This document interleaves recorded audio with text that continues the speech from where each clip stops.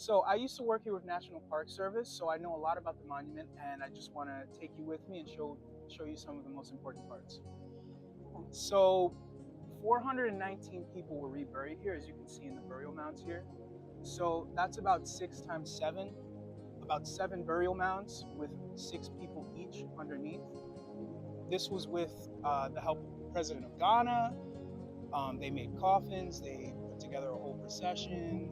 It was really like a whole experience. And here, as we're entering the sort of chamber, the sort of monument, we are entering the monument right now. This part of the monument that we're walking through, and I'm going to start walking through right now, it's acoustic, right? Designed by Rodney Newman, by the way. It's acoustic, and if you come here later in the year, you'll hear water rushing past from the little water features. It's representing that transatlantic passage. And there's a little bit of light above, because that's what it's like being in the hold of that ship. So they're giving you that little bit of experience without making you feel too much. But when there are tour groups, it does feel packed in here, and there's just a little example of that experience. But you're coming out of that experience and you're descending onto kind of into New York, right? And here in the center, we have a map with Africa at the center. And surrounding it in a spiral, you can see the names, some of the ages, and of the people that were buried here. And also you'll see wrapped around here, maybe there's another feature I'd like to show off. In the center, there's also some acoustics design. So I can hear my own voice right now coming from the edge of the libation chamber, that's what they call it. Libation is mourning, remembrance, kind of pouring out a drink for a loved one. And you can see around here, there's some symbols like Legba, Yaname, some symbols from Adinkra, some symbols from Haitian Voodoo, some symbols from Catholicism. These symbols were found on the people that were buried here. So also something interesting. And there's a beautiful ramp that you can ascend here. Because there's one more thing that I like about the African Burial Ground Monument. There's even Egyptian symbols, Native American symbols, Christian and Muslim symbols. We're passing by Haitian symbols. Congo, Yoa is from Congo. Some Adinkra symbols. These last, correct me if I'm wrong, but I think these are all Adinkra symbols going up here.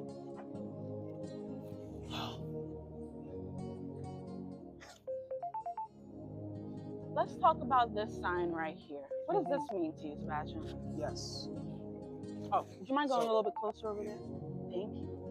So I'm just going to read it to you guys. And wow, it's beautiful. You can see the reflection of the whole city in there. For all those who were lost, for all those who were stolen, for all those who were left behind, for all those who were not forgotten.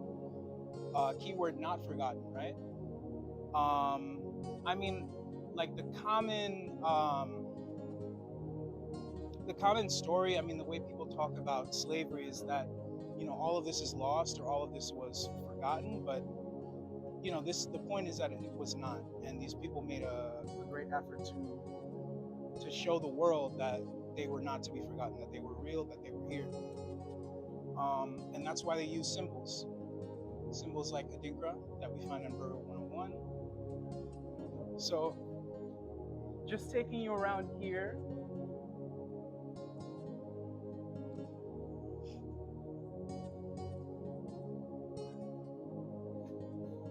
and you can see what might be the original boundary of the African burial ground in the 19th century, in the 18th century, excuse me, in the 1700s. And it also shows probably one of the most important facts about the African burial ground, that this site, at 190 Broadway, is only a very small, maybe 4% of the entire African burial ground.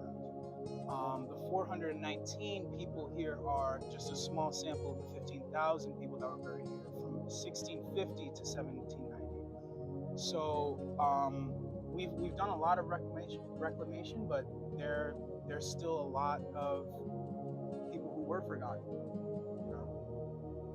But the African Burial Ground Monument it's a great space to remember this kind of stuff. They really put a great effort into making these voices heard, into memorializing these people, respecting these people, and really just, you know, pointing out that this site was the space where Africans buried their loved ones.